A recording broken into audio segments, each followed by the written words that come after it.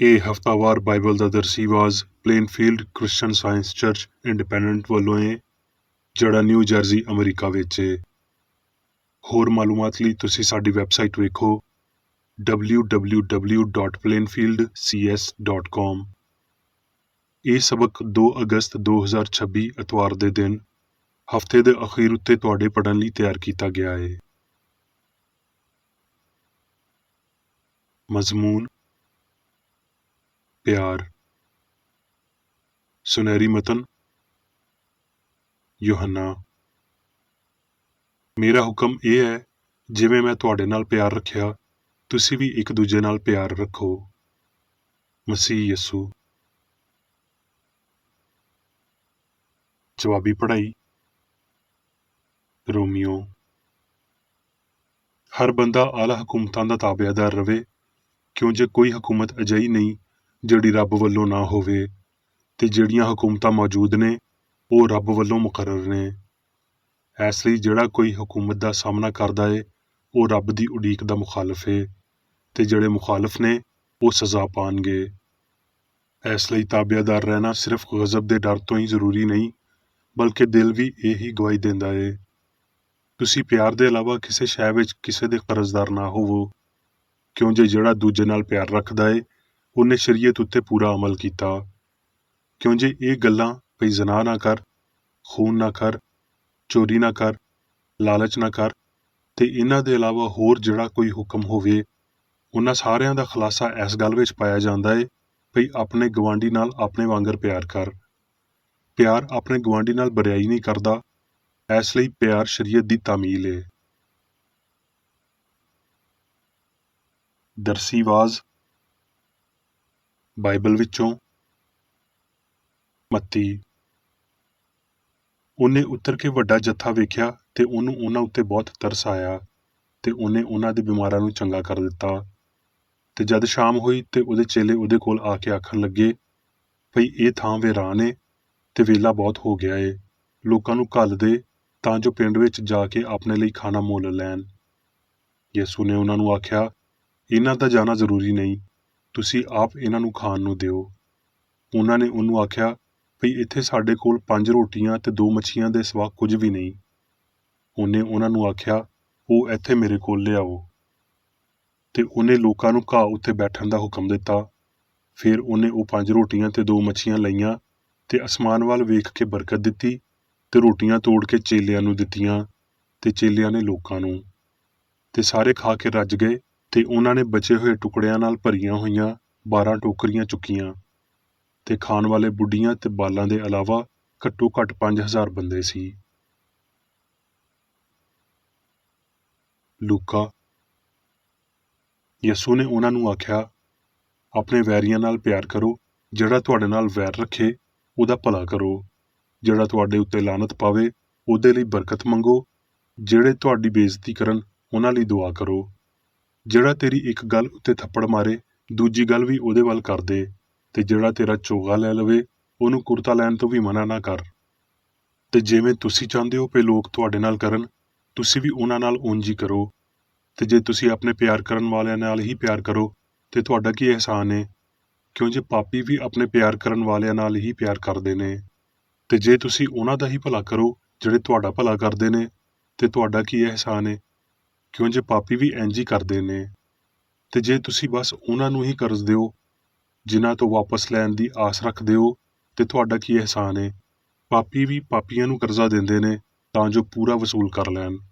ਪਰ ਤੁਸੀਂ ਆਪਣੇ ਵੈਰੀਆਂ ਨਾਲ ਪਿਆਰ ਰੱਖੋ ਤੇ ਭਲਾ ਕਰੋ, ਤੇ ਬਗੈਰ ਨਾ ਉਮੀਦ ਹੋਏ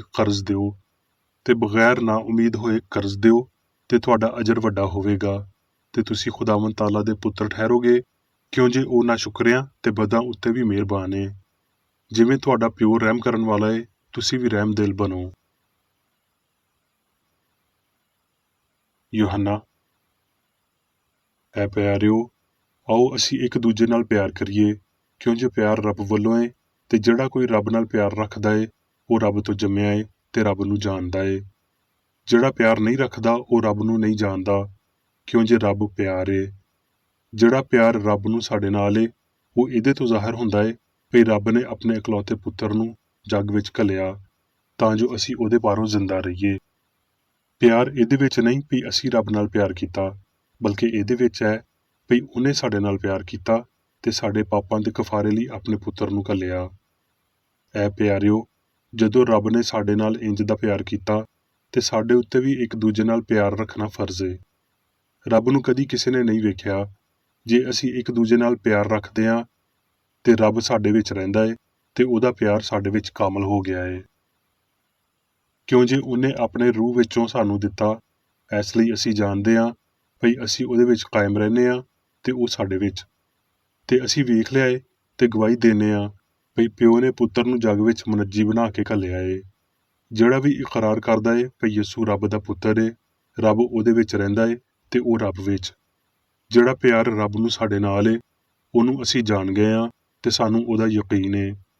ਰੱਬ ਪਿਆਰ ਏ ਤੇ ਜਿਹੜਾ ਪਿਆਰ ਵਿੱਚ ਕਾਇਮ ਰਹਿੰਦਾ ਏ ਉਹ ਰੱਬ ਵਿੱਚ ਕਾਇਮ ਰਹਿੰਦਾ ਏ ਤੇ ਰੱਬ ਉਹਦੇ ਵਿੱਚ ਕਾਇਮ ਰਹਿੰਦਾ ਏ। ਇਸੇ ਪਾਰੋਂ ਪਿਆਰ ਸਾਡੇ ਵਿੱਚ ਕਾਮਲ ਹੋ ਗਿਆ ਏ ਤਾਂ ਜੋ ਸਾਨੂੰ ਅਦਾਲਤ ਦੇ ਦਿਨ ਦਲੇਰੀ ਹੋਵੇ, ਕਿਉਂ ਜੇ ਜਿਵੇਂ ਉਹ ਏ ਇੰਜ ਹੀ ਜੱਗ ਵਿੱਚ ਅਸੀਂ ਵੀ ਹਾਂ। ਪਿਆਰ ਵਿੱਚ ਡਰ ਨਹੀਂ ਹੁੰਦਾ, ਬਲਕਿ ਕਾਮਲ ਪਿਆਰ ਡਰ ਨੂੰ ਦੂਰ ਕਰ ਦਿੰਦਾ ਏ। ਅਸੀਂ ਇਸ ਲਈ ਪਿਆਰ ਕਰਦੇ ਹਾਂ ਵੀ ਪਹਿਲਾਂ ਉਹਨੇ ਸਾਡੇ ਨਾਲ ਪਿਆਰ ਕੀਤਾ। ਜੇ ਕੋਈ ਆਖੇ ਭਈ ਮੈਂ ਰੱਬ ਨਾਲ ਪਿਆਰ ਕਰਦਾ ਵਾਂ ਤੇ ਉਹ ਆਪਣੇ ਭਰਾਵਾਂ ਨਾਲ ਵੈਰ ਰੱਖੇ ਤੇ ਝੂਠਾ ਏ। ਕਿਉਂ ਜੇ ਜਿਹੜਾ ਆਪਣੇ ਭਰਾ ਨਾਲ ਜਿਹਨੂੰ ਉਹਨੇ ਵੇਖਿਆ ਏ ਪਿਆਰ ਨਹੀਂ ਕਰਦਾ, ਉਹ ਰੱਬ ਨਾਲ ਜਿਹਨੂੰ ਉਹਨੇ ਨਹੀਂ ਵੇਖਿਆ ਪਿਆਰ ਨਹੀਂ ਕਰ ਸਕਦਾ। ਤੇ ਸਾਨੂੰ ਉਹਦੇ ਵੱਲੋਂ ਇਹ ਹੁਕਮ ਮਿਲਿਆ ਏ ਭਈ ਜਿਹੜਾ ਕੋਈ ਰੱਬ ਨਾਲ ਪਿਆਰ ਕਰਦਾ ਏ ਉਹ ਆਪਣੇ ਭਰਾ ਨਾਲ ਵੀ ਪਿਆਰ ਕਰੇ। ਕਰੰਥੀਓ, ਜੇ ਮੈਂ ਫਰਿਸ਼ਤਿਆਂ ਦੀਆਂ ਬੋਲੀਆਂ ਬੋਲਾਂ ਤੇ ਪਿਆਰ ਨਾ ਰੱਖਾਂ ਤੇ ਮੈਂ ਠਣਠਣਾਉਂਦਾ ਪਿੱਤਲ ਤੇ ਝੰਝਣਾਉਂਦੀ ਜਾਂਝ ਵਾਂ। ਤੇ ਜੇ ਮੈਨੂੰ ਨਬੂਵਤ ਮਿਲੇ ਤੇ ਸਾਰੇ ਭੇਤਾਂ ਤੇ ਸਾਰੇ ਇਲਮ ਦੀ ਜਾਣਕਾਰੀ ਹੋਵੇ ਤੇ ਮੇਰਾ ਈਮਾਨ ਇੱਥੇ ਤੀਕਰ ਕਾਮਲ ਹੋਵੇ ਵੀ ਮੈਂ ਪਹਾੜਾਂ ਨੂੰ ਹਟਾ ਦੇਵਾਂ ਤੇ ਪਿਆਰ ਨਾ ਰੱਖਾਂ ਤੇ ਮੈਂ ਕੁਝ ਵੀ ਨਹੀਂ। ਤੇ ਆਪਣਾ ਸਾਰਾ ਮਾਲ ਗਰੀਬਾਂ ਨੂੰ ਖਿਲਾ ਦੇਵਾਂ ਤੇ ਆਪਣਾ ਬਦਨ ਸਾੜਨ ਲਈ ਦੇ ਦੇਵਾਂ ਤੇ ਪਿਆਰ ਨਾ ਰੱਖਾਂ ਤੇ ਮੈਨੂੰ ਕੋਈ ਫਾਇਦਾ ਨਹੀਂ। ਪਿਆਰ ਸਾਬਰ ਏ ਤੇ ਮਿਹਰਬਾਨ ਏ। ਪਿਆਰ ਹਸਦ ਨਹੀਂ ਕਰਦਾ, ਪਿਆਰ ਸ਼ੋਖੀ ਨਹੀਂ ਮਾਰਦਾ ਤੇ ਫੁੱਲਦਾ ਨਹੀਂ। ਨਾਜ਼ੇਬਾ ਕੰਮ ਨਹੀਂ ਕਰਦਾ, ਆਪਣੀ ਚੰਗਿਆਈ ਨਹੀਂ ਚਾਹੁੰਦਾ, ਝੰਜਲਾਉਂਦਾ ਨਹੀਂ, ਬਦਗੁਮਾਨੀ ਨਹੀਂ ਕਰਦਾ, ਬਦਕਾਰੀ ਤੋਂ ਖੁਸ਼ ਨਹੀਂ ਹੁੰਦਾ, ਬਲਕਿ ਰਾਸਤੀ ਤੋਂ ਖੁਸ਼ ਹੁੰਦਾ ਏ। ਸਭ ਕੁਝ ਸਹਿ ਲੈਂਦਾ ਏ, ਸਭ ਕੁਝ ਯਕੀਨ ਕਰਦਾ ਏ, ਸਾਰੀਆਂ ਗੱਲਾਂ ਦੀ ਉਮੀਦ ਰੱਖਦਾ ਏ, ਸਾਰੀਆਂ ਗੱਲਾਂ ਨੂੰ ਬਰਦਾਸ਼ਤ ਕਰਦਾ ਏ। ਪਿਆਰ ਨੂੰ ਜ਼ਵਾਲ ਨਹੀਂ। ਨਬੂਵਤਾਂ ਹੋਣ ਤੇ ਮਿਟ ਜਾਣਗੀਆਂ, ਬੋਲੀਆਂ ਹੋਣ ਤੇ ਮੁੱਕ ਜਾਣਗੀਆਂ, ਇਲਮ ਹੋਵੇ ਤੇ ਮਿਟ ਜਾਵੇਗਾ। ਇਸ ਲਈ ਵੀ ਸਾਡਾ ਇਲਮ ਨਾਕਸ ਏ ਤੇ ਸਾਡੀ ਨਬੂਵਤ ਨਾਮੁਕੰਮਲ। ਪਰ ਜਦੋਂ ਕਾਮਲ ਆਵੇਗਾ ਤੇ ਨਾਕਸ ਮੁੱਕ ਜਾਵੇਗਾ। ਜਦ ਮੈਂ ਬੱਚਾ ਸੀ ਤੇ ਬੱਚਿਆਂ ਵਾਂਗਰ ਬੋਲਦਾ ਸੀ, ਬੱਚਿਆਂ ਵਰਗੀ ਆਦਤ ਸੀ, ਬੱਚਿਆਂ ਵਰਗੀ ਸਮਝ ਸੀ। ਪਰ ਜਦੋਂ ਜਵਾਨ ਹੋਇਆ ਤੇ ਬੱਚਿਆਂ ਵਾਲੀਆਂ ਗੱਲਾਂ ਛੱਡ ਦਿੱਤੀਆਂ। ਹੁਣ ਸਾਨੂੰ ਸ਼ੀਸ਼ੇ ਵਿੱਚ ਧੁੰਦਲਾ ਜਿਹਾ ਵਿਖਾਈ ਦਿੰਦਾ ਏ, ਪਰ ਉਸ ਵੇਲੇ ਆਮਣੇ ਸਾਹਮਣੇ ਵੇਖਾਂਗੇ। ਇਸ ਵੇਲੇ ਮੇਰਾ ਇਲਮ ਨਾਕਸ ਏ, ਪਰ ਉਸ ਵੇਲੇ ਅਜਿਹੇ ਪੂਰੇ ਤੌਰ ਤੇ ਪਛਾਣਾਂਗਾ ਜਿਵੇਂ ਮੈਂ ਪਛਾਣਿਆ ਗਿਆ ਵਾਂ। ਯਾਨੀ ਈਮਾਨ, ਉਮੀਦ, ਪਿਆਰ, ਇਹ ਤਿੰਨੇ ਦਾਇਮੀ ਨੇ, ਪਰ ਅਫਜ਼ਲ ਇਹਨਾਂ ਵਿੱਚੋਂ ਪਿਆਰ ਏ। ਹੁਣ ਮੈਂ ਮੇਰੀ ਬੇਕਰ ਏਡੀ ਦੀ ਲਿਖੀ ਹੋਈ ਕ੍ਰਿਸਚਨ ਸਾਇੰਸ ਦੀ ਦਰਸੀ ਕਿਤਾਬ ਸਾਇੰਸ ਤੇ ਸਿਹਤ ਆਇਤਾਂ ਦੀ ਕੁੰਜੀ ਦੇ ਨਾਲ ਵਿੱਚੋਂ ਲਈਆਂ ਹੋਈਆਂ ਲਿਖਾਈਆਂ ਪੜਾਂਗਾ। ਸਾਇੰਸ ਤੇ ਸਿਹਤ। ਕ੍ਰਿਸਚਨ ਸਾਇੰਸ ਦਾ ਜ਼ਰੂਰੀ ਹਿੱਸਾ ਦਿਲ ਤੇ ਜਿੰਦ ਪਿਆਰ ਏ। ਪਿਆਰ ਕੱਲਾ ਹੀ ਲਾਮਤਨਾਹੀ ਸਿਆਣ ਦੇ ਲਾਮਹਿਦੂਦ ਖਿਆਲ ਨੂੰ ਫਰਾਹਮ ਕਰ ਸਕਦਾ ਏ। ਹਰ ਦੁਆ ਦੀ ਪਰਖ ਇਹਨਾਂ ਸਵਾਲਾਂ ਦੇ ਜਵਾਬ ਵਿੱਚ ਪਾਈ ਜਾਂਦੀ ਏ ਕਿ ਅਸੀਂ ਆਪਣੇ ਗੁਆਂਢੀ ਨਾਲ ਇਸ ਹੁਕਮ ਦੀ ਬਿਨਾਂ ਉੱਤੇ ਚੰਗਾ ਪਿਆਰ ਕਰਦੇ ਹਾਂ, ਭਾਵੇਂ ਅਸੀਂ ਸਾਡੀ ਦੁਆ ਦੇ ਨਾਲ ਲਗਾਤਾਰ ਹਯਾਤੀ ਗੁਜ਼ਾਰਦਿਆਂ ਹੋਏ ਸਾਡੀਆਂ ਇਲਤਜ਼ਾਮਾਂ ਦੀ ਤਾਬਿਆਦਾਰੀ ਦਾ ਕੋਈ ਸਬੂਤ ਫਰਾਹਮ ਨਹੀਂ ਕਰਦੇ। ਤੇ ਕੀ ਅਸੀਂ ਕਿਸੇ ਚੰਗੀ ਸ਼ੈ ਲਈ ਦੁਆ ਕਰਨ ਤੇ ਮੁਤਮਿਨ ਹੋ ਕੇ ਅਸੀਂ ਸਾਡੀ ਪੁਰਾਣੀ ਖੁਦਗਰਜ਼ੀ ਦਾ ਪਿੱਛਾ ਕਰਦੇ ਹਾਂ? ਜੇ ਖੁਦਗਰਜ਼ੀ ਨੇ ਹਮਦਰਦੀ ਨੂੰ ਥਾਂ ਦੇ ਦਿੱਤੀ ਏ ਤੇ ਅਸੀਂ ਆਪਣੇ ਗੁਆਂਢੀ ਨਾਲ ਬੇਗਰਜ਼ੀ ਨਾਲ ਸਲੂਕ ਰੱਖਾਂਗੇ ਤੇ ਆਪਣੇ ਲਾਨਤ ਘੱਲਣ ਵਾਲਿਆਂ ਲਈ ਬਰਕਤ ਚਾਹਾਂਗੇ। ਪਰ ਅਸੀਂ ਇਸ ਵੱਡੇ ਫਰਜ਼ ਤਿਕਰ ਸਿਰਫ ਇਹ ਮੰਗਣ ਨਾਲ ਕਦੀ ਨਹੀਂ ਅੱਪੜ ਸਕਦੇ ਭਈ ਇਹ ਬਸ ਹੋ ਜਾਵੇ। ਸਾਡੇ ਈਮਾਨ ਤੇ ਉਮੀਦ ਦੇ ਫਲ ਦਾ ਮਜ਼ਾ ਲੈਣ ਤੋਂ ਪਹਿਲਾਂ ਸਾਨੂੰ ਇੱਕ ਸੂਲੀ ਨੂੰ ਚੁੱਕਣਾ ਪਵੇਗਾ। ਤੂੰ ਆਪਣੇ ਸਾਰੇ ਦਿਲ ਆਪਣੀ ਸਾਰੀ ਜਿੰਦ ਤੇ ਆਪਣੀ ਸਾਰੀ ਤਾਕਤ ਨਾਲ ਖੁਦਾਵੰਦ ਆਪਣੇ ਰੱਬ ਨਾਲ ਪਿਆਰ ਕਰ। ਇਸ ਹੁਕਮ ਵਿੱਚ ਬਹੁਤ ਕੁਝ ਸ਼ਾਮਲ ਏ, ਇੱਥੇ ਤੀਕਰ ਵੀ ਬਸ ਮਾਦੀ ਅਹਿਸਾਸ, ਅਫਸੋਸ ਤੇ ਇਬਾਦਤ। ਇਹ ਮਸੀਹਤ ਦਾ ਐਲਡੋਰਾਡੋ ਏ। ਇੱਕ ਪਿਓ ਇੱਥੇ ਤੀਕਰ ਭਈ ਰੱਬ ਦੇ ਨਾਲ ਇਨਸਾਨ ਦਾ ਪੂਰਾ ਖਾਨਵਾਦ ਦਾ ਭਰਾ ਹੋਣਗੇ, ਤੇ ਇੱਕ ਸਿਆਣ ਤੇ ਰੱਬ ਜਾਂ ਚੰਗਿਆਈ ਦੇ ਨਾਲ ਇਨਸਾਨ ਦੀ ਭਰਾਬੰਦੀ ਪਿਆਰ ਤੇ ਸੱਚਾਈ ਨਾਲ ਤੇ ਅਸੂਲ ਤੇ ਰੂਹਾਨੀ ਤਾਕਤ ਨਾਲ ਬਣਦੀ ਏ, ਜਿਹੜੇ ਇਲਾਹੀ ਸਾਇੰਸ ਨੂੰ ਕਾਇਮ ਕਰਦੇ ਨੇ। ਸਾਡੇ ਮਾਲਕ ਨੇ ਬਦਰੂਆਂ ਬਰਿਆਈਆਂ ਨੂੰ ਕੱਢਿਆ ਤੇ ਬਿਮਾਰ ਨੂੰ ਸ਼ਿਫਾ ਦਿੱਤੀ। ਇਹ ਉਹਦੇ ਪੈਰੋਕਾਰਾਂ ਦੇ ਬਾਰੇ ਵਿੱਚ ਵੀ ਆਖਿਆ ਜਾਣਾ ਚਾਹੀਦਾ ਏ ਵੀ ਉਹਨਾਂ ਨੇ ਆਪਣੇ ਆਪ ਵਿੱਚੋਂ ਤੇ ਦੂਜਿਆਂ ਵਿੱਚੋਂ ਡਰ ਤੇ ਬੁਰਾਈ ਨੂੰ ਕੱਢ ਦਿੱਤਾ ਤੇ ਬਿਮਾਰ ਨੂੰ ਸ਼ਿਫਾ ਦਿੱਤੀ। ਜਦ ਵੀ ਇਨਸਾਨ ਉੱਤੇ ਰੱਬ ਦੀ ਹੁਕਮਰਾਨੀ ਹੁੰਦੀ ਏ, ਰੱਬ ਬਿਮਾਰ ਨੂੰ ਇਨਸਾਨ ਦੇ ਰਾਹੀਂ ਸ਼ਿਫਾ ਦੇਵੇਗਾ। ਰੱਬ ਆਪਣੇ ਆਪ ਦਾ ਤਸੱਵਰ ਵੱਡੇ ਦੇ ਨਾਲ ਇੱਕ ਰਾਬਤੇ ਲਈ ਛੋਟੇ ਨੂੰ ਦੇ ਦਿੰਦਾ ਏ ਤੇ ਬਦਲੇ ਵਿੱਚ ਵੱਡਾ ਹਮੇਸ਼ਾ ਛੋਟੇ ਦੀ ਹਿਫਾਜ਼ਤ ਕਰਦਾ ਏ। ਰੂਹ ਦੇ ਅਮੀਰ ਲੋਕ ਵੱਡੀ ਭਰਾਬੰਦੀ ਵਿੱਚ ਇੱਕ ਅਸੂਲ ਜਾਂ ਪਿਓ ਦੇ ਰਾਹੀਂ ਗਰੀਬਾਂ ਦੀ ਮਦਦ ਕਰਦੇ ਨੇ, ਤੇ ਧੰਨ ਏ ਉਹ ਬੰਦਾ ਜਿਹੜਾ ਦੂਜੇ ਬੰਦੇ ਦੀ ਭਲਾਈ ਵਿੱਚ ਆਪਣੀ ਭਲਾਈ ਵੇਖਦਾ ਏ, ਆਪਣੇ ਭਰਾ ਦੀ ਲੋੜ ਵੇਖਦਾ ਏ ਤੇ ਪੂਰੀ ਕਰਦਾ ਏ। ਪਿਆਰ ਮਾੜੇ ਰੂਹਾਨੀ ਖਿਆਲ ਨੂੰ ਤਾਕਤ, ਲਾਫਾਨੀਅਤ ਤੇ ਭਲਾਈ ਦਿੰਦਾ ਏ, ਜਿਹੜਾ ਸਾਰਿਆਂ ਵਿੱਚ ਇੰਝ ਹੀ ਚਮਕਦਾ ਏ ਜਿਵੇਂ ਇੱਕ ਨਵੀਂ ਡੋਡੀ ਟਹਿਣੀ ਉੱਤੇ ਚਮਕਦੀ ਏ। ਰੱਬ ਦੇ ਬਾਰੇ ਸਾਰੇ ਵੱਖਰੇ ਇਜ਼ਹਾਰ ਸਿਹਤ, ਪਾਕੀਜ਼ਗੀ, ਲਾਫਾਨੀਅਤ, ਲਾਮਹਿਦੂਦ ਹਯਾਤੀ, ਸੱਚਾਈ ਤੇ ਮੁਹੱਬਤ ਦੀ ਅਕਾਸੀ ਕਰਦੇ ਨੇ। ਸਵਾਲ: ਕ੍ਰਿਸਚਨ ਸਾਇੰਸ ਨੂੰ ਸਮਝਣ ਵਿੱਚ ਮੈਂ ਕਿਵੇਂ ਤੇਜ਼ੀ ਨਾਲ ਤਰੱਕੀ ਕਰ ਸਕਦਾ ਵਾਂ? ਜਵਾਬ: ਖਤ ਨੂੰ ਪੂਰੀ ਤਰ੍ਹਾਂ ਪੜ੍ਹੋ ਤੇ ਰੂਹ ਨੂੰ ਆਪਣੇ ਅੰਦਰ ਸਮਾ ਲਵੋ। ਕ੍ਰਿਸਚਨ ਸਾਇੰਸ ਦੇ ਇਲਾਹੀ ਅਸੂਲ ਉੱਤੇ ਅਮਲ ਕਰੋ ਤੇ ਸਾਬਤ ਕਦਮੀ ਦੇ ਨਾਲ ਸਿਆਣ, ਪਿਆਰ ਤੇ ਸੱਚਾਈ ਉੱਤੇ ਕਾਇਮ ਰਹਿੰਦਿਆਂ ਹੋਏ ਰੱਬ ਦੇ ਹੁਕਮਾਂ ਮਗਰ ਟੁਰੋ। ਸਿਆਣ ਦੀ ਸਾਇੰਸ ਵਿੱਚ ਤੁਹਾਨੂੰ ਪਤਾ ਚੱਲੇਗਾ ਵੀ ਗਲਤੀ ਨੂੰ ਖਤਮ ਨਹੀਂ ਕਰ ਸਕਦੀ। ਤੁਸੀਂ ਇਹ ਵੀ ਸਿੱਖੋਗੇ ਵੀ ਸਾਇੰਸ ਵਿੱਚ ਇੱਕ ਇਨਸਾਨ ਤੋਂ ਦੂਜੇ ਇਨਸਾਨ ਵਿੱਚ ਬੁਰੇ ਮਸ਼ਵਰੇ ਦੀ ਮੁੰਤਕਲੀ ਨਹੀਂ ਏ। ਇੱਥੇ ਇੱਕ ਸਿਆਣ ਦੇ ਇਲਾਵਾ ਹੋਰ ਕੁਝ ਨਹੀਂ, ਤੇ ਇਹ ਹਰ ਵੇਲੇ ਮੌਜੂਦ ਕਾਦਰ ਮੁਤਲਕ ਸਿਆਣ ਦੀ ਇਨਸਾਨ ਦੇ ਰਾਹੀਂ ਅਕਾਸੀ ਕਰਦੀ ਤੇ ਇਹ ਪੂਰੇ ਸੰਸਾਰ ਉੱਤੇ ਹੁਕਮਰਾਨੀ ਕਰਦੀ ਏ। ਤੁਸੀਂ ਇਹ ਸਿੱਖੋਗੇ ਵੀ ਕ੍ਰਿਸਚਨ ਸਾਇੰਸ ਵਿੱਚ ਪਹਿਲਾ ਫਰਜ਼ ਰੱਬ ਦੀ ਫਰਮਾਬਰਦਾਰੀ ਕਰਨਾ, ਇੱਕ ਸਿਆਣ ਰੱਖਣਾ ਤੇ ਦੂਜਿਆਂ ਦੇ ਨਾਲ ਆਪਣੇ ਵਾਂਗਰ ਪਿਆਰ ਕਰਨਾ ਏ। ਸਾਨੂੰ ਸਾਰਿਆਂ ਨੂੰ ਇਹ ਸਿੱਖਣਾ ਚਾਹੀਦਾ ਏ ਭਈ ਹਯਾਤੀ ਰੱਬ ਏ।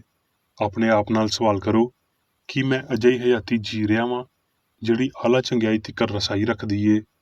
ਕੀ ਮੈਂ ਸੱਚਾਈ ਤੇ ਪਿਆਰ ਦੀ ਸ਼ਫਾਈਆ ਕੂਵਤ ਦਾ ਇਜ਼ਹਾਰ ਕਰ ਰਿਹਾ ਵਾਂ? ਜੇ ਹਾਂ, ਤੇ ਦੁਪਹਿਰ ਤੀਕਰ ਰਸਤਾ ਰੌਸ਼ਨ ਹੁੰਦਾ ਜਾਵੇਗਾ। ਤੁਹਾਡੇ ਫਲ ਉਹ ਸਭ ਕੁਝ ਸਾਬਤ ਕਰਨ ਜੋ ਰੱਬ ਦਾ ਇਦਰਾਕ ਇਨਸਾਨ ਲਈ ਮੁਹੱਈਆ ਕਰਦਾ ਏ। ਇਸ ਖਿਆਲ ਨੂੰ ਹਮੇਸ਼ਾ ਲਈ ਅਪਣਾ ਲਵੋ ਭਈ ਇਹ ਰੂਹਾਨੀ ਖਿਆਲ ਪਾਕ ਰੂਹ ਤੇ ਮਸੀਹ ਹੀ ਏ ਜਿਹੜਾ ਤੁਹਾਨੂੰ ਸਾਇੰਸੀ ਯਕੀਨ ਦੇ ਨਾਲ ਉਸ ਸ਼ਿਫਾ ਦੇ ਕਾਨੂੰਨ ਦਾ ਇਜ਼ਹਾਰ ਕਰਨ ਦੇ ਕਾਬਲ ਬਣਾਉਂਦਾ ਏ, ਜਿਹੜਾ ਪੂਰੀ ਅਸਲੀ ਹਸਤੀ ਨੂੰ ਬੁਨਿਆਦੀ ਤੌਰ ਤੇ ਲੋੜ ਤੋਂ ਬਹੁਤਾ ਤੇ ਘੇਰੇ ਵਿੱਚ ਲੈਂਦਿਆਂ ਹੋਏ ਇਲਾਹੀ ਅਸੂਲ ਪਿਆਰ ਉੱਤੇ ਨਿਉ ਰੱਖਦਾ ਏ। ਸਬਰ, ਹਲੀਮੀ, ਪਿਆਰ ਤੇ ਨੇਕ ਕੰਮਾਂ ਵਿੱਚ ਜ਼ਾਹਰ ਹੋਣ ਵਾਲੇ ਫਜ਼ਲ ਵਿੱਚ ਤਰੱਕੀ ਕਰਨ ਦੀ ਪੁਰਜੋਸ਼ ਤਾਂਘ ਲਈ ਸਾਨੂੰ ਦੁਆ ਕਰਨ ਦੀ ਲੋੜ ਏ। ਇਸ ਲਈ ਅਸੀਂ ਬਾਈਬਲ ਦੀ ਪਹਿਲੀ ਤੇ ਅਖੀਰੀ ਕਿਤਾਬ ਪਦਾਇਸ਼ ਤੇ ਮੁਕਾਸ਼ਫਾ ਦੋਵਾਂ ਵਿੱਚ ਵੇਖਦੇ ਹਾਂ ਭਈ ਪਾਪ ਨੂੰ ਮਸੀਹੀ ਤੇ ਸਾਇੰਸੀ ਲਿਹਾਜ਼ ਨਾਲ ਇਹਦੇ ਅਬਾਈ ਅਦਮ ਤੀਕਰ ਮਹਿਦੂਦ ਹੋਣਾ ਪਵੇਗਾ। ਆਪਸ ਵਿੱਚ ਪਿਆਰ ਰੱਖੋ। ਪਹਿਲਾ ਯੂਹੰਨਾ 3:23 ਆਇਤ। ਇਲਹਾਮੀ ਲਿਖਾਰੀ ਦੀ ਬਹੁਤ ਸਾਦਾ ਤੇ ਡੂੰਘੀ ਸਲਾਹ ਏ। ਸਾਇੰਸ ਵਿੱਚ ਅਸੀਂ ਰੱਬ ਦੇ ਬਾਲ ਹਾਂ, ਪਰ ਜੋ ਕੁਝ ਵੀ ਮਾਦੀ ਹਿੱਸ ਜਾਂ ਫਾਨੀ ਏ ਉਹ ਉਹਦੇ ਬਾਲਾਂ ਬਾਰੇ ਨਹੀਂ ਏ, ਕਿਉਂ ਜੇ ਮਾਦੀਅਤ ਰੂਹਾਨੀਅਤ ਦੀ ਮਾਖੂਜ਼ ਸ਼ਬੀਹ ਏ। ਪਿਆਰ ਕ੍ਰਿਸਚਨ ਸਾਇੰਸ ਦੇ ਕਾਨੂੰਨ ਨੂੰ ਪੂਰਾ ਕਰਦਾ ਏ ਤੇ ਇਸ ਇਲਾਹੀ ਅਸੂਲ ਤੋਂ ਬਗੈਰ ਕੁਝ ਵੀ ਸਮਝਿਆ ਜਾਣ ਵਾਲਾ ਤੇ ਜ਼ਾਹਰ ਹੋਣ ਵਾਲਾ ਅਸਮਾਨੀ ਕਿਤਾਬ ਦੀ ਬਸੀਰਤ ਨੂੰ ਆਰਾਸਤਾ ਨਹੀਂ ਕਰ ਸਕਦਾ। ਇਹ ਕਿਤਾਬ ਜਿਹੜੀ ਸੱਚਾਈ ਦੇ ਨਾਲ ਗਲਤੀ ਦੀਆਂ 7 ਮੋਹਰਾਂ ਖੋਲ੍ਹਦੀ ਏ ਜਾਂ ਪਾਪ, ਬਿਮਾਰੀ ਤੇ ਮੌਤ ਦੇ ਹਜ਼ਾਰਾਂ ਵਹਿਮਾਂ ਨੂੰ ਬੇਨਕਾਬ ਕਰਦੀ ਏ। ਰੂਹ ਦੀ ਬਾਲਾਦਸਤੀ ਹੇਠਾਂ ਇਹ ਵੇਖਿਆ ਤੇ ਮੰਨਿਆ ਜਾਵੇਗਾ ਭਈ ਮਾਦਾ ਲਾਜ਼ਮੀ ਗਾਇਬ ਹੋ ਜਾਂਦਾ ਏ। ਜਿਹੜਾ ਵੀ ਮੁਨਾਸਬ ਹੱਦ ਤੀਕਰ ਸਿਆਣ ਦੇ ਸ਼ਫਾ ਦੇਣ ਵਾਲੇ ਅਸੂਲ ਨੂੰ ਸਮਝ ਲੈਂਦਾ ਏ, ਆਪਣੇ ਤਾਲਬੇ ਇਲਮ ਨੂੰ ਗਲਤੀ ਦੇ ਨਾਲ ਸੱਚਾਈ ਵੱਲ ਰਹਿਨੁਮਾਈ ਦਿੰਦਾ ਏ, ਗਲਤ ਦੇ ਨਾਲ ਠੀਕ ਦੀ ਮਸ਼ਕ ਵੀ ਦਿੰਦਾ ਏ। ਸ਼ਿਫਾ ਤੇ ਤਾਲੀਮ ਦੋਵਾਂ ਵਿੱਚ ਰੱਬ ਤੇ ਇਨਸਾਨ ਨਾਲ ਪਿਆਰ ਸੱਚਾ ਪਿਆਰ ਏ। ਪਿਆਰ ਰਾਹ ਨੂੰ ਮੁਤਾਸਰ ਕਰਦਾ, ਰੋਸ਼ਨ ਕਰਦਾ, ਚੁਣਦਾ ਤੇ ਰਹਿਨੁਮਾਈ ਕਰਦਾ ਏ। ਦਰੁਸਤ ਮਕਸਦ ਖਿਆਲਾਂ ਨੂੰ ਸ਼ਹਿ ਦਿੰਦੇ ਤੇ ਕਲਾਮ ਤੇ ਅਮਲਾਂ ਨੂੰ ਤਾਕਤ ਤੇ ਆਜ਼ਾਦੀ ਦਿੰਦੇ ਨੇ। ਪਿਆਰ ਸੱਚਾਈ ਦੀ ਅਲਤਾਰ ਉੱਤੇ ਵੱਡਾ ਨਿਗਹਿਬਾਨ ਏ। ਫਾਨੀ ਸਿਆਨ ਦੇ ਪਾਣੀਆਂ ਉੱਤੇ ਟੁਰਨ ਤੇ ਕਾਮਲ ਨਜ਼ਰੀਆ ਬਣਾਉਣ ਲਈ ਸਬਰ ਦੇ ਨਾਲ ਇਲਾਹੀ ਪਿਆਰ ਦੀ ਉਡੀਕ ਕਰੀਏ। ਸਬਰ ਨੂੰ ਆਪਣਾ ਪੂਰਾ ਕੰਮ ਕਰਨਾ ਚਾਹੀਦਾ ਏ। ਪਹਿਲੇ ਹੁਕਮ ਦਾ ਇਲਾਹੀ ਅਸੂਲ ਹਸਤੀ ਦੀ ਸਾਇੰਸ ਉੱਤੇ ਨਿਉ ਰੱਖਦਾ ਏ, ਜਿਹਦੇ ਪਾਰੋਂ ਇਨਸਾਨ ਤੰਦਰੁਸਤੀ, ਪਾਕੀਜ਼ਗੀ ਤੇ ਅਬਦੀ ਹਯਾਤੀ ਨੂੰ ਜ਼ਾਹਰ ਕਰਦਾ ਏ। ਇਹ ਕਲਾਮ ਉਤਨਾ ਹੀ ਰੱਬ ਯਾਨੀ ਚੰਗਿਆਈ, ਇਨਸਾਨ ਤੇ ਕੌਮਾਂ ਨੂੰ ਇਕੱਠਾ ਕਰਦਾ ਏ, ਇਨਸਾਨਾਂ ਵਿੱਚ ਭਰਾਬੰਦੀ ਬਣਾਉਂਦਾ ਏ, ਲੜਾਈ ਝਗੜੇ ਮੁਕਾਉਂਦਾ ਏ। ਇਸ ਕਲਾਮ ਨੂੰ ਪੂਰਾ ਕਰਦਾ ਏ ਭਈ ਆਪਣੇ ਗੁਆਂਢੀ ਨਾਲ ਆਪਣੇ ਵਾਂਗਰ ਪਿਆਰ ਕਰ।